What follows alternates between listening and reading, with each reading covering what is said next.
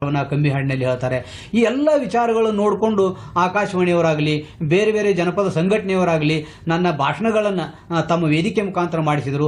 ಆ ಒಂದು ವೇದಿಕೆ ಮುಖಾಂತರ ಮಾಡಿಸಿದ ಅದೇ ಒಂದು ಹಾಡಾಗಿ ಅದೊಂದು ಕ್ಯಾಸೆಟ್ ಆಗಿ ಅದು ಜನರನ್ನ ಭಾಳಷ್ಟು ಜನರಿಗೆ ಮುಟ್ಟಿದಂದ ಕೂಡಲೇ ಅವ್ರನ್ನ ಕರೆಸ್ರಿ, ಅವರು ಭಾಳ ಚಂದ ಹಿಂದೂ ಮುಸ್ಲಿಮರ ಐಕ್ಯತೆ ಬಗ್ಗೆ ಭಾಳ ಚಂದ ಮಾತಾಡ್ತಾರೆ ಅನ್ನುವಂಥ ವಿಚಾರವನ್ನು ಇಟ್ಕೊಂಡು ಭಾಳಷ್ಟು ಜನ ನಾನು ಉಪನ್ಯಾಸಕ್ಕೆ ಕರೆಸಿದ ಉದಾಹರಣೆಗಳನ್ನು ಅದಾವು.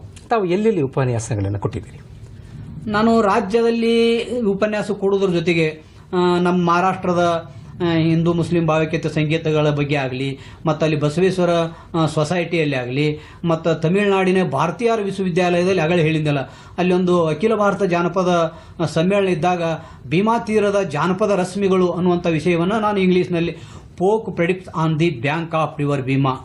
ಈಗ ನಿಮಗೆ ಬರ್ತದ ಆ ಪದವನ್ನು ಇಲ್ಲಿ ಹೇಳಿದ್ರೆ ಸರಿ ಆಗ್ತದೆ ಗೊತ್ತಿಲ್ಲ.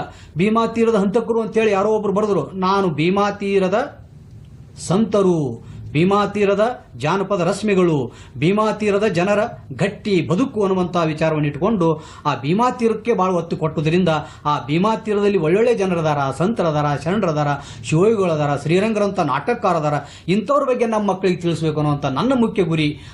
ಇಂಥವ್ರನ್ನ ಯಾಕೆ ನಾವು ನೋಡಂಗಿಲ್ಲ ಅನ್ನುವಂಥ ಮಾತನ್ನು ಆ ಬೇರೆ ವಿಷಯ ನೋಡೋರಿಗೆ ನಾನು ಪ್ರಶ್ನೆ ಮಾಡಕ್ಕೆ ಇಚ್ಛೆ ಪಡ್ತಾ ಇದ್ದೀನಿ. ಇಂಥ ಅತ್ಯದ್ಭುತವಾದ ವಿಚಾರಗಳು ಭೀಮಾ ತೀರದೊಳಗದಾವು.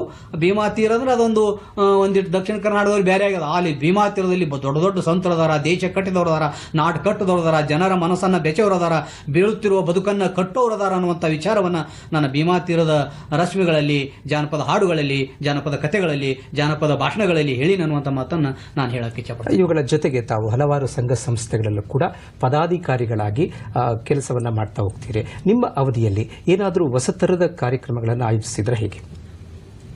ಬಹಳಷ್ಟು ಕಾರ್ಯಕ್ರಮಗಳನ್ನು ನಮ್ಮ ಭಾಗದಲ್ಲಿ ಮಾಡೆವು. ಜಾನಪದ ಸಮ್ಮೇಳನಗಳು ಮಾಡೆವು. ಕನ್ನಡ ಭಾಷೆಯ ಬೆಳವಣಿಗೆ ಬಗ್ಗೆ ನಾವೇನು ಮಾಡಬೇಕು ಅನ್ನೋದ್ರ ಬಗ್ಗೆ ಮಾಡೆವು. ಮತ್ತು ಬೇರೆ ಬೇರೆ ವಿಚಾರ ಸಂಕಿರಣಗಳು ಮಾಡೆವು. ಅಲಕ್ಷಿತ ಸಾಹಿತಿಗಳನ್ನು ಕರೆಸಿ ಅವರಿಂದ ಉಪನ್ಯಾಸ ಏರ್ಪಡಿಸೆವು. ಕನ್ನಡವನ್ನು ಗಡಿಯಾಚೆ ಬೆಳೆಸೋದು ಹೇಗೆ, ಕನ್ನಡವನ್ನು ಗಡಿಯಾಚೆ ಬೆಳೆಸಬೇಕಾದ್ರೆ ನಾವು ಮದುವೆಯಾಗಿ ಹೋಗುವಂಥ ನನ್ನ ತಂಗಿದರಿಗೆ, ನನ್ನ ಮಕ್ಕಳಿಗೆ ನಾ ಏನು ಹೇಳೋದು, ನಿನ್ನ ಊರಿನ ಜಾನಪದ ಹಾಡನ್ನು ಒಯ್ದು ನೀನು ಮಹಾರಾಷ್ಟ್ರದಲ್ಲಿ ಹಾಡು, ನಿನ್ನ ಊರಿನ ಜಾನಪದ ಹಾಡನ್ನು ಒಯ್ದು ನೀನು ತಮಿಳುನಾಡಿನಲ್ಲಿ ಹಾಡು. ಆ ತಮಿಳುನಾಡಿನ ಭಾಗದಲ್ಲಿ, ಮಹಾರಾಷ್ಟ್ರದ ಭಾಗದಲ್ಲಿ, ಆಂಧ್ರದ ಭಾಗದಲ್ಲಿ ಇರುವಂಥ ಕನ್ನಡ ತಂಗಿಯರು, ಕನ್ನಡ ಅಕ್ಕಂದಿರು ಜಾನಪದ ಹಾಡನ್ನು ಒಯ್ಯವ.